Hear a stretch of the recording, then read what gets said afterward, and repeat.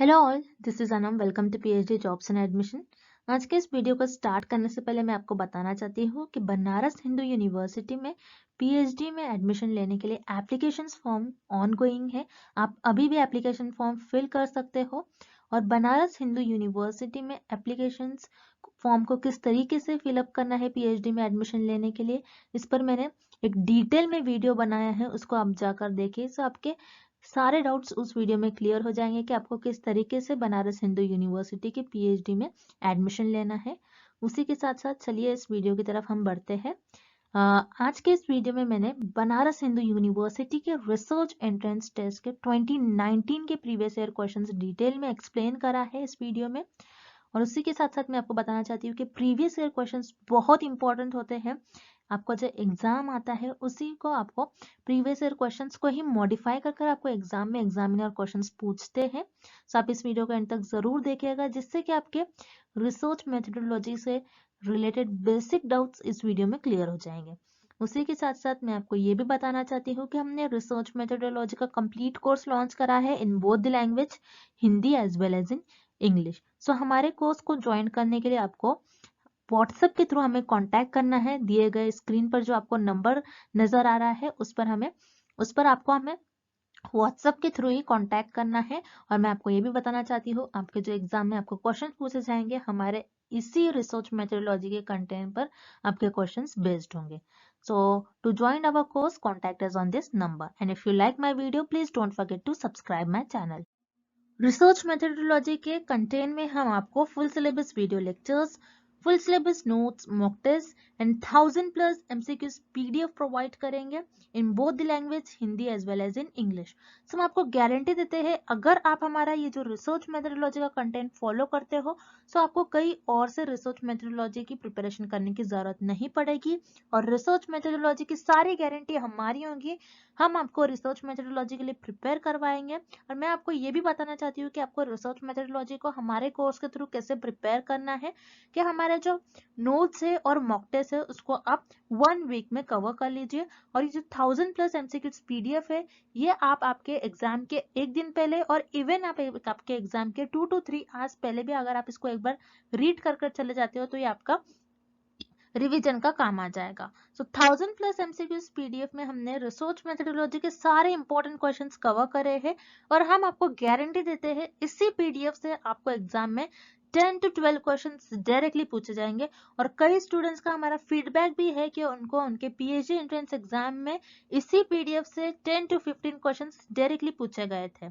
और इसी के साथ साथ मैं आपको ये भी बताना चाहती हूँ, जैसे मैंने आपको बता दिया, रिसर्च मेथोडोलॉजी की प्रिपरेशन आप 1 वीक में ही कवर कर सकते हो, ताकि आपका जो बचा हुआ टाइम है वो आप आपका सेक्शन बी, जो कि आपका सब्जेक्ट स्पेसिफिक होता है, उस पर स्पेंड कर सकते हो। अगर आपके पास सेक्शन बी का स्टडी मटेरियल नहीं है तो हम सेक्शन बी का भी स्टडी मटेरियल प्रोवाइड करते हैं। सो कोर्स को ज्वाइन करने के लिए आपको इस नंबर पर हमें कॉन्टैक्ट करना है and fee for the course is just 499। And let's begin with the video.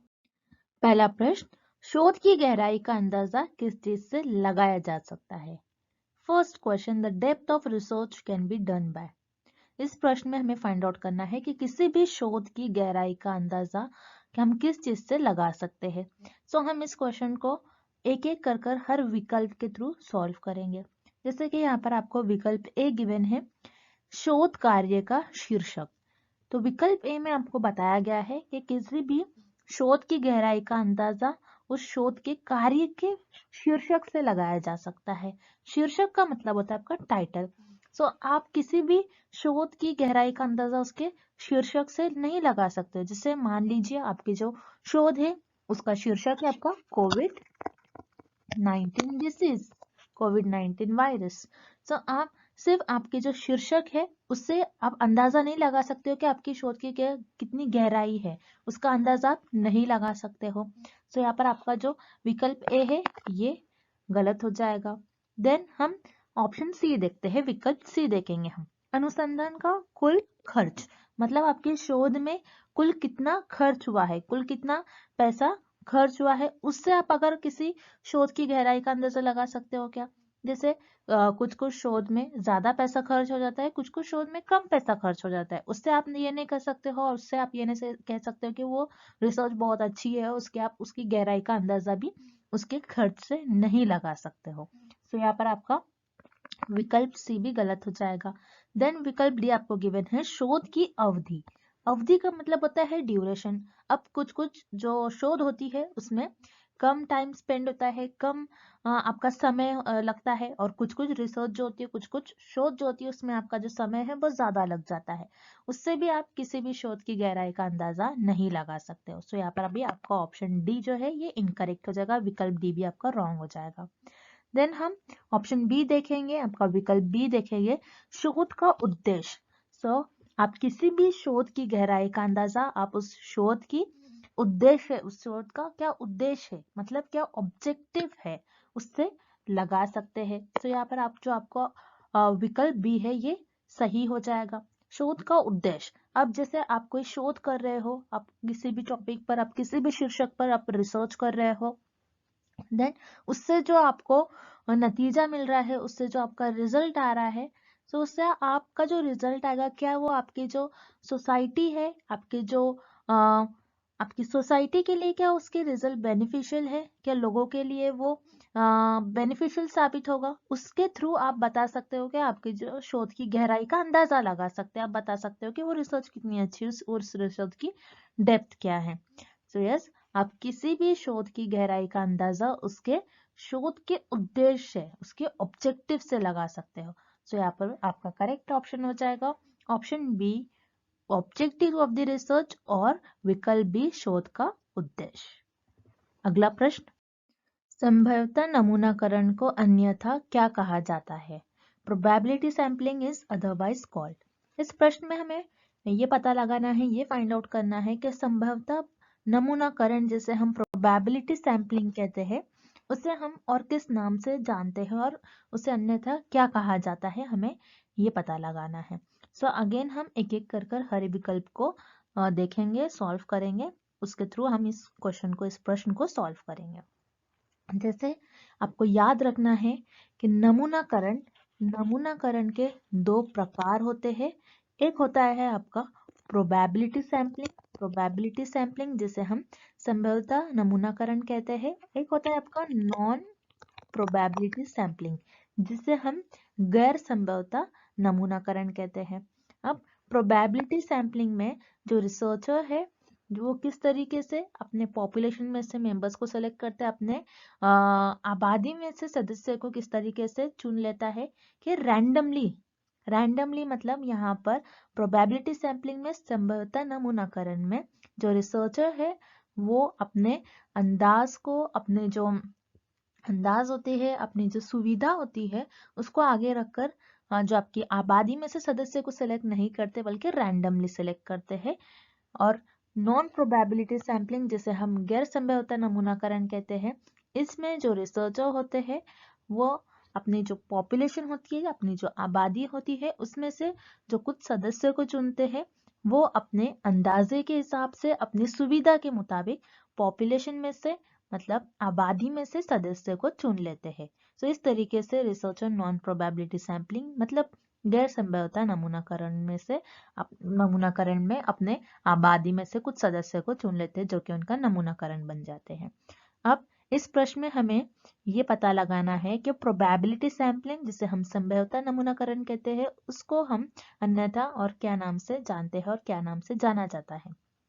तो याद रखिएगा आपका जो प्रोबेबिलिटी सैंपलिंग है उसे हम रैंडम सैंपलिंग कहते हैं, मतलब यादृच्छिक नमूनाकरण कहते हैं। सो यहाँ पर आपका जो विकल्प ए है ये करेक्ट हो जाएगा, और विकल्प बी जो है आपका वो हो जाता है आपका गैर यादृच्छिक नमूनाकरण जिसे हम नॉन प्रोबेबिलिटी सैंपलिंग भी कहते हैं, जिसे हम गैर संभाव्यता नमूनाकरण भी कहते हैं। सो याद रखिएगा आपके एग्जाम में ऐसा भी प्रश्न आ सकता है, non probability sampling is otherwise called, गैर संभाव्यता नमूनाकरण को अन्यथा हम क्या कहते हैं और क्या कहा जाता है। सो नॉन प्रोबेबिलिटी सैंपलिंग गैर संभाव्यता नमूनाकरण को अन्यथा गैर यादृच्छिक नमूनाकरण कहते हैं, और प्रोबेबिलिटी सैंपलिंग यानी संभाव्यता नमूनाकरण को हम यादृच्छिक नमूनाकरण कहते हैं। सो यहाँ पर आपका जो विकल्प ए है ये सही हो जाएगा। सो यहाँ पर आपका ऑप्शन ए रैंडम सैंपलिंग ये आपका करेक्ट ऑप्शन हो जाएगा। अगला प्रश्न, डेटा को नोट्स, रिकॉर्डिंग और वीडियो टेप के रूप में दर्शाया गया है। Data are represented in the form of notes, recordings and video tapes in. इस प्रश्न में हमें ये फाइंड आउट करना है, ये पता लगाना है कि डेटा को नोट्स, रिकॉर्डिंग और वीडियो टेप के रूप में दर्शाया गया है तो वो कौन सी रिसर्च का, कौन सी अनुसंधान का एग्जाम्पल होगा। अब आपको याद रखना है आपके जो दो रिसर्च मेनली जो होती है, जैसे क्वालिटेटिव एंड क्वांटिटेटिव, मतलब गुणात्मक एंड मात्रात्मक। तो गुणात्मक अनुसंधान में आपके पास जो भी डेटा होगा वो नोट्स, रिकॉर्डिंग और वीडियो टेप के रूप में होगा। सो यहाँ पर आपका विकल्प ए करेक्ट हो जाएगा। देन विकल्प बी, मतलब ऑप्शन बी आपको गिवन है मात्रात्मक अनुसंधान। मात्रात्मक अनुसंधान, जैसे आपको नाम देखकर ही इसका अर्थ पता लग रहा होगा। मात्रात्मक जिसे हम क्वांटिटेटिव कहते हैं, जो नंबर्स को दर्शाता है। सो मात्रात्मक अनुसंधान में हमारे पास जो भी डेटा होता है ये नंबर्स के रूप में होता है। सो मात्रात्मक अनुसंधान में हमारे पास जो डेटा होगा वो नंबर्स के रूप में होगा, जैसे किसी की उम्र, किसी के हाइट, किसी की ऊंचाई, किसी का वजन। सो ये आपका मात्रात्मक अनुसंधान के एग्जाम्पल्स हो गए। सो यहाँ पर जो आपका विकल्प बी है ये गलत हो जाएगा। देन विकल्प सी आपको गिवन है एक्सपेरिमेंटल रिसर्च, जिसे हम प्रायोगिक अनुसंधान कहते हैं। सो प्रायोगिक अनुसंधान ऐसी अनुसंधान होती है जिसमें बेसिकली आपके पास जो डेटा होता है, इसमें भी आपके पास जो डेटा होगा वो नंबर के रूप में होता है। और एक्सपेरिमेंटल रिसर्च में और प्रायोगिक अनुसंधान में आप मेनली आप जो वेरिएबल्स होते हैं, जो चर होते हैं, उनके बीच में कैसा संबंध है उसको पता लगाते हो, मतलब कॉज एंड इफेक्ट रिलेशनशिप आप फाइंड आउट करते हो। सो एक्सपेरिमेंटल रिसर्च मतलब प्रायोगिक अनुसंधान में भी आपके पास जो डेटा होता है ये नंबर्स के रूप में होता है। सो यहाँ पर आपका जो ऑप्शन सी, जो विकल्प सी है, ये भी इनकरेक्ट हो जाएगा। सो आपके पास ऐसा डेटा जो नोट्स, रिकॉर्डिंग और वीडियो टेप के रूप में दर्शाया गया है, तो ये आपका गुणात्मक अनुसंधान में एग्जाम्पल होगा, मतलब क्वालिटेटिव रिसर्च का एग्जाम्पल होगा। तो यहाँ पर आपका जो करेक्ट ऑप्शन हो जाएगा, करेक्ट विकल्प हो जाएगा, वो है आपका ऑप्शन ए और विकल्प ए। अगला प्रश्न, सत्य होने की स्थिति में नगण्य परिकल्पना की अस्वीकृति क्या कहलाती है? Rejection of null hypothesis when it is true is called. इस प्रश्न में हमें फाइंड आउट करना है, ये पता लगाना है कि आपकी जो नल हाइपोथेसिस है, अगर आपकी नल हाइपोथेसिस मतलब नगण्य परिकल्पना आपकी सत्य है, नगण्य परिकल्पना मतलब नल हाइपोथेसिस आपकी ट्रू है, ट्रू होने पर भी, सत्य होने पर भी आपने इसको रिजेक्ट कर लिया, मतलब आपने इसको अस्वीकार कर लिया, देन उस केस में ये आपकी कौन सी त्रुटि होगी, ये आपके कौन से टाइप का एरर होगा, हमें ये फाइंड आउट करना है। अब जैसे कि आपको पता होना चाहिए कि हाइपोथेसिस क्या होती है, मतलब परिकल्पना क्या होता है। हाइपोथेसिस एक टेंटेटिव स्टेटमेंट होता है जो आपके शोधकर्ता के अंदाजे और अनुमान पर आधारित होता है। आपको याद रखना है, बहुत इंपॉर्टेंट है। हाइपोथेसिस मतलब परिकल्पना, जिसे हम परिकल्पना भी कहते हैं, ये एक टेंटेटिव स्टेटमेंट होता है जो शोधकर्ता के अंदाजे और अनुमान पर बेस्ड होता है, और इसी को शोधकर्ता अपनी रिसर्च में टेस्ट करते हैं। अब जो हाइपोथेसिस है उसे टेस्ट करने में रिसर्चर से गलती होती है, उसी को हम कहते हैं एरर्स और त्रुटि। अब रिसर्च में दो टाइप की त्रुटि होती है, एक होती है आपके टाइप 1 एरर, एक होता है टाइप 2 एरर। टाइप 1 त्रुटि और टाइप 2 त्रुटि। सो ये आपको याद रखना है, ये टेबल बहुत इंपॉर्टेंट है, इस फिगर में आपको देखना है। जैसे कि आपकी जो नल हाइपोथेसिस है, मतलब आपकी जो नगण्य परिकल्पना है, अगर ये ट्रू है मतलब ये सत्य है, सत्य होने पर भी आपने इसको अस्वीकार कर लिया, आपने इसको रिजेक्ट कर लिया, सो ये हो जाती है आपकी टाइप 1 एरर और टाइप 1 त्रुटि। अगर आपकी जो नल हाइपोथेसिस है, मतलब जो नगण्य परिकल्पना है, ये फॉल्स है, मतलब ये गलत है, गलत होने पर भी आपने इसको एक्सेप्ट कर लिया, मतलब आपने इसको स्वीकार कर लिया, देन ये हो जाती है आपकी टाइप 2 एरर और टाइप 2 त्रुटि। और इस प्रश्न में हमें पूछ रहा है कि आपकी जो टाइप, जो आपकी नगण्य परिकल्पना है, जो आपकी नल हाइपोथेसिस है, वो ट्रू है, मतलब वो सत्य है। सत्य होने पर भी आपने उसको अस्वीकार कर लिया, तो वो कौन सी एरर कहलाएगी, वो कौन सी त्रुटि कहलाएगी, आपकी टाइप 1 त्रुटि। ओके, आपने क्या कर लिया, आपकी जो नल हाइपोथेसिस थे, आपकी नगण्य परिकल्पना है, वो सत्य है, और फिर आपने इसको रिजेक्ट कर लिया, आपने इसको अस्वीकार कर लिया, सो वो हो जाती है आपकी टाइप 1 एरर और टाइप 1 त्रुटि। और जब आपकी नल हाइपोथेसिस फॉल्स होगी, फिर भी आपने उसको, मतलब आपकी नल हाइपोथेसिस गलत होगी, फिर भी आप उसको स्वीकार कर लेते हो, तो वो हो जाती है आपकी टाइप 2 एरर। सो इस प्रश्न का आपका सही उत्तर होगा विकल्प बी, जो कि है टाइप 1 त्रुटि। अब आपको सैम्पलिंग एरर, त्रिदृश त्रुटि और स्टैंडर्ड एरर, मतलब नामक त्रुटि। सो ये जो सैम्पलिंग से रिलेटेड है, ये जो टर्म्स है आपकी सैम्पलिंग से रिलेटेड है। जब मैं आपको वो कॉन्सेप्ट समझाऊंगी, तब हम ये सारे टर्म्स देखेंगे। तो आपको अभी कंफ्यूज नहीं होना है, आपको इस प्रश्न में बस इतना ही याद रखना है, type 1 error and type 2 error, type 1 त्रुटि और टाइप 2 त्रुटि क्या होती है। सो इस प्रश्न का आपका सही उत्तर हो जाएगा ऑप्शन बी, टाइप 1 एरर और टाइप 1 त्रुटि। अगला प्रश्न, निम्नलिखित में से किस चर को मात्रात्मक शब्दों में व्यक्त नहीं किया जा सकता है? Which of the following variables cannot be expressed in quantitative terms?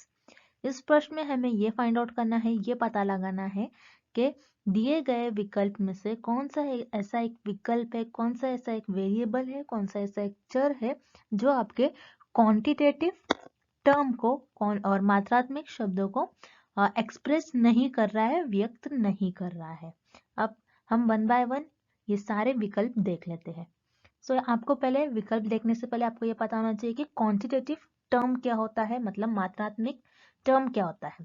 Quantitative, जैसा ये नाम से ही हमें इसका अर्थ पता चल रहा है, जो क्वांटिटी बताए, जो क्वांटिटी बताए। और क्वांटिटेटिव टर्म्स में हमारे पास जो भी वेरिएबल्स होंगे, जो भी चर होंगे, यहाँ पर हमारे पास नंबर्स में सारा डेटा अवेलेबल होगा। आपको ये याद रखना है, नंबर्स के फॉर्म में हमारे पास सारा डेटा प्रेजेंट होगा, ओके, जो कि नंबर को दर्शाता है। अब क्वांटिटेटिव टर्म्स को कौन सा वेरिएबल, कौन सा चर एक्सप्रेस नहीं कर रहा है, हम ये वन बाय वन हर एक विकल्प देखेंगे और इस प्रश्न को सॉल्व करेंगे। सो ऑप्शन ए आपको गिवन है सोशो इकोनॉमिक स्टेटस, जिसे हम कहते हैं सामाजिक आर्थिक स्थिति।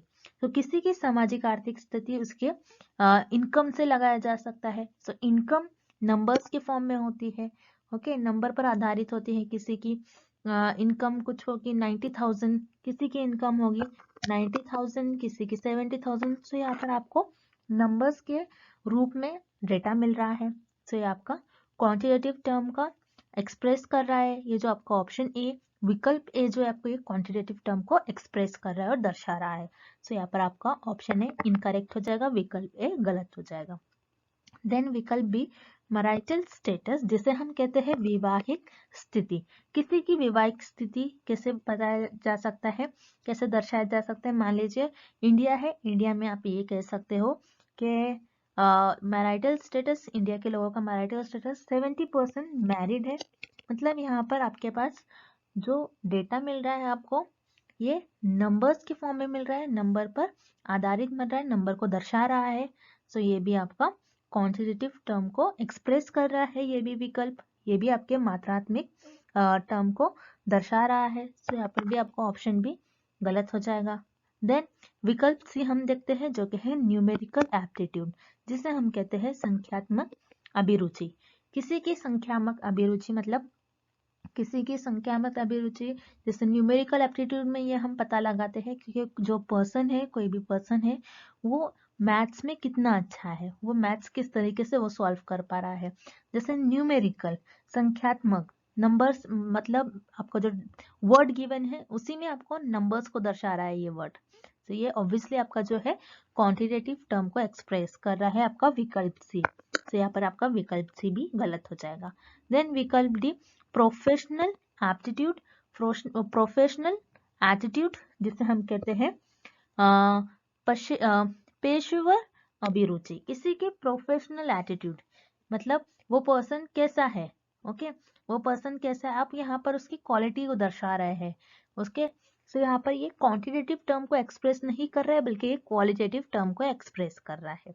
सो प्रोफेशनल एटीट्यूड ये आपके क्वांटिटेटिव टर्म को नहीं दर्शा रहा है बल्कि क्वालिटेटिव टर्म को दर्शा रहा है, इसलिए यहाँ पर आपका करेक्ट ऑप्शन हो जाएगा ऑप्शन डी, प्रोफेशनल एटीट्यूड, पेशेवर अभिरुचि। एंड आज के लिए बस इतना ही, and thank you for watching this video.